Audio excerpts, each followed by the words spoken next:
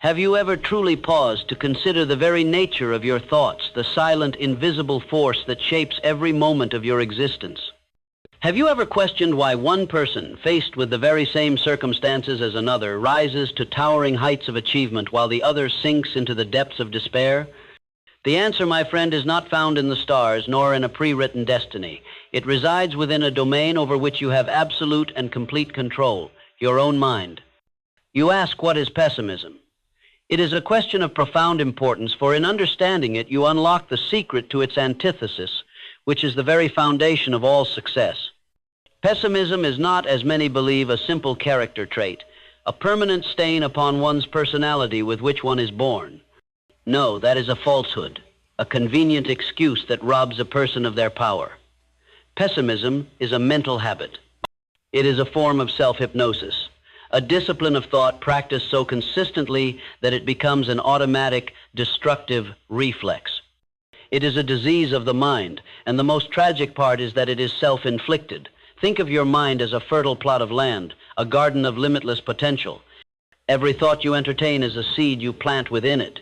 If you choose to plant seeds of doubt, fear, and limitation, if you constantly tell yourself, I cannot, it is impossible, the world is against me, then what harvest can you possibly expect to reap but a barren field of failure and regret? The pessimist is the gardener who diligently sows weeds, then laments the lack of flowers and fruit. He waters his crop of negativity with the daily deluge of his own despairing thoughts and then professes shock when life yields him only bitterness. I have walked among giants of industry, men who bent the very will of steel and finance to their command. I sat with Andrew Carnegie, I studied Thomas Edison, I observed Henry Ford. Do you imagine for one moment that these men were born with some magical shield against adversity? They were not. They faced setbacks that would have crushed an ordinary spirit. But their minds were conditioned differently. Where others saw failure, they saw valuable lessons. Where others saw an impassable wall, they saw a challenge to be overcome, an invitation to think more creatively. They did not have time for pessimism, for their minds were too occupied with a burning, all-consuming purpose. Their success was not accidental. It was the inevitable result of a mental attitude they cultivated with the same care and precision as a master craftsman. Pessimism, at its very core, is a manifestation of fear. It is the shadow cast by the 6 basic fears that haunt humanity: the fear of poverty, the fear of criticism, the fear of ill health, the fear of loss of love, the fear of old age, and the fear of death. A mind saturated with any of these fears becomes a receptive broadcasting station for negativity. It focuses not on what it wants, but on what it wants to avoid, and by the eternal law of nature, that which you fear, you tend to attract. Have you ever considered that your success depends not on your external environment, but on how you perceive it? If you view the world through a lens clouded by fear, every opportunity will appear as a risk, every challenge as a threat, every handshake as a potential betrayal. If you believe you are destined for poverty, your mind will refuse to recognize the abundant opportunities for wealth that lie scattered at your feet, waiting to be claimed. This is the tragic power of a negative mindset. It doesn't just color your perception, it actively filters your reality, closing your eyes and your mind to everything that contradicts its self-imposed narrative of limitation. The mind of the pessimist is in a constant state of defense. It builds fortresses against disappointment by refusing to ever truly hope. It protects itself from the perceived pain of failure by refusing to ever truly strive. It is a mind that has surrendered its ambition in exchange for the bleak, cold comfort of being right about its own inadequacies. It declares, I knew it wouldn't work, and takes a perverse satisfaction in its own self-fulfilled prophecy. What a terrible price to pay for the illusion of safety. The pessimist sacrifices the glorious possibility of victory to avoid the temporary sting of defeat. Let me tell you, I lived through the Great Depression. I saw with my own eyes what happens when a wave of collective fear washes over a nation. I saw strong, capable men, masters of their trade, standing in breadlines. Their spirits broken not by the lack of economic opportunity, always exists for those who know where to look, but by the complete surrender of their own minds to the pervasive atmosphere of doom. They had contracted the disease of pessimism from their environment, and it paralyzed them. Yet, in that very same period of unprecedented economic hardship, I saw other individuals, no more talented or privileged, who laid the foundations for vast fortunes. While others saw only ruin, they saw clearance sales on the assets of a nation. While others huddled in fear, they went to work with a definite purpose. What was the difference between these two groups? It was not their bank accounts. It was not their education. It was, and always is, the state of their minds. One group had allowed their thoughts to be dictated by the chaos around them. The other group dictated their thoughts, and by doing so, shaped their own reality amidst the chaos. The subconscious mind, you see, is a faithful but non-discerning servant. It does not question the orders it receives from your conscious mind. It simply accepts them as fact and proceeds to translate them into their physical equivalent. If you repeatedly tell yourself, with feeling and conviction, that you are destined for failure, then your subconscious mind will accept this as your command. It will subtly guide your actions, influence your decisions, and attract circumstances that ensure your prophecy comes to pass. It will make you hesitant when you should be bold. It will make you blind to an open door of opportunity. It will make you say the wrong thing at the critical moment. This is not some mystical nonsense. It is the fundamental operating principle of the human mind. Thoughts are things. They are potent forms of energy that have the power to create and the power to destroy. Pessimism, then, is the act of consistently aiming this incredible creative power against yourself. It is a slow, methodical form of mental suicide. So, if pessimism is this dark cloud of self-imposed limitation, how does one command the winds of will to blow it away forever? The answer is not simply to think positively. That is too vague, too ephemeral. It is like telling a ship lost at sea to simply sail forward. Forward to where? Without a destination, any direction is the wrong direction. The first, most critical step in banishing pessimism is to adopt a definite chief aim. A clear, concise, written statement of what you intend to achieve. Pessimism thrives in the fog of ambiguity and aimlessness. It cannot survive in the bright, focused light of a burning purpose. Ask yourself now, this very moment, what is it that you truly, deeply desire? What is the one great accomplishment that, if you achieved it, would mark your life as a resounding success? Can you see it? Can you feel it? Can you write it down in a single, unambiguous sentence? This is not a childish wish. This is the first act of taking conscious control of your destiny. A definite goal transforms the mind from a passive receptacle of circumstance into an active seeking force. When you have a definite destination, your mind begins to work in a new way. It starts to scan the horizon for resources, people, and opportunities that are aligned with your aim. It begins to filter out the distractions and the negative suggestions that once held you captive. A goal acts as a mental magnet, pulling towards you the very elements necessary for its fulfillment. If you do not have a clear purpose, your mind is a rudderless vessel, tossed about by the waves of other people's opinions, by the winds of daily news, and by the currents of your own fleeting moods. If you have a definite chief aim, you become the captain of your own ship, steering with a firm hand towards a port of your own choosing. Your pessimism cannot take hold, because every ounce of your mental energy is being directed towards your objective. The very question, what if it goes wrong, is replaced by a more powerful one. What must I do now to make it right? Once you have defined your purpose, you must breathe life into it. You must make it an obsession. This is achieved through the principle of autosuggestion. Autosuggestion is the mechanism of communication between your conscious and subconscious mind. It is the control panel for your mental garden.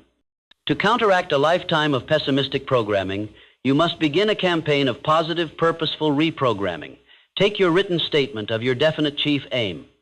Read it aloud twice daily, once upon waking and once before sleeping.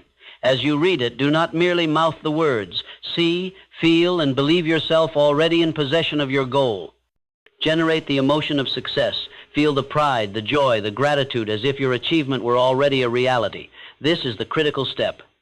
The subconscious mind is moved far more by emotion-backed thoughts than by cold reason. If you can vividly imagine success in your mind, feeling its every glorious detail, then success will ultimately become a part of you. Your subconscious will accept this new blueprint and begin working tirelessly to manifest it in your physical world. You are not deceiving yourself, you are directing yourself. You are consciously choosing the seeds you wish to plant in your mental garden. This daily practice builds the one quality that is the complete and total antidote to fear and pessimism, faith. I do not speak of faith in a purely religious sense, though that can be a powerful force. I speak of faith as a state of mind that can be developed through deliberate action. Faith is the eternal elixir which gives life, power, and action to the impulse of thought. It is the absolute conviction, born of your definite purpose and your daily affirmations, that you can and will achieve your goal. Faith is the head chemist of the mind. When faith is blended with thought, the subconscious mind instantly picks up the vibration, translates it into its spiritual equivalent, and transmits it to infinite intelligence, as in the case of prayer. This is the process by which your intangible thoughts are transformed into tangible reality. Faith is not blind hope. It is directed confidence. Where pessimism sees only locks, faith sees the key. Where pessimism cries, "It is impossible," faith whispers, "It is done." Now, no person can achieve great success entirely alone. Pessimism often fosters a sense of isolation, a belief that our struggles are unique and that no one could possibly understand.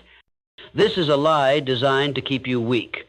To build an unshakable defense against the return of negative thought patterns, you must harness the power of the master mind. A master mind consists of the coordination of knowledge and effort in a spirit of harmony between two or more people for the attainment of a definite purpose. Let me state this with all the emphasis I can command.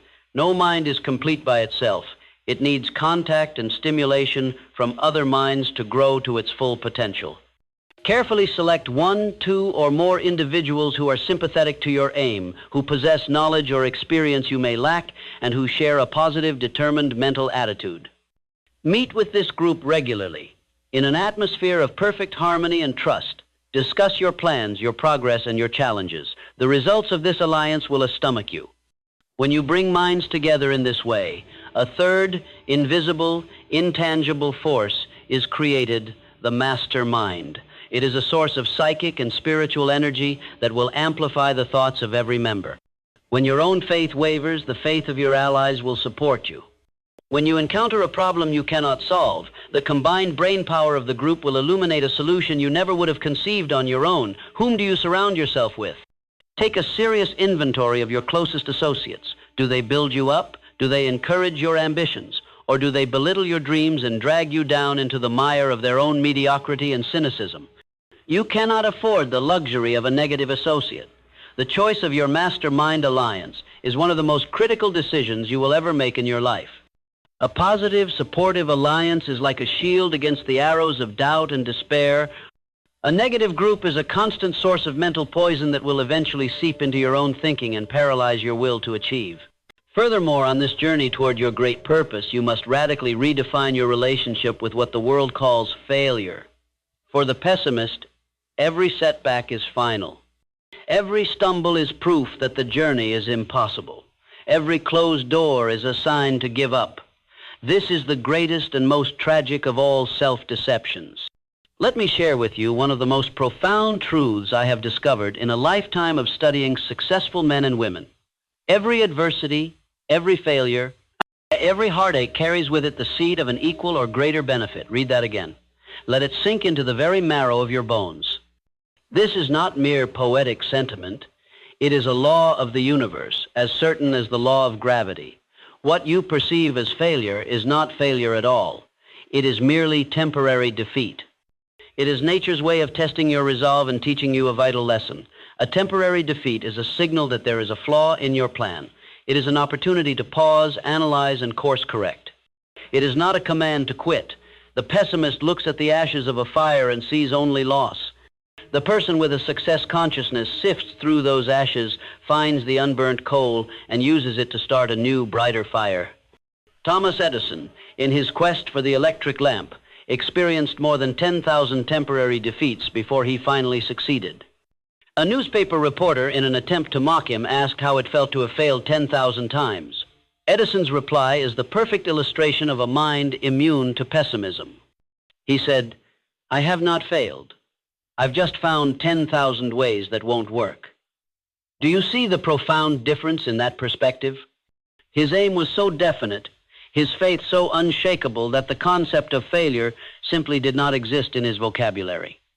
Each experiment was not a failure, but a successful step in the process of elimination, bringing him one step closer to his goal. When you encounter a setback, what is your first automatic response? Is it the cry of the victim, "Why does this always happen to me?" Or is it the query of the victor, "What is this trying to teach me?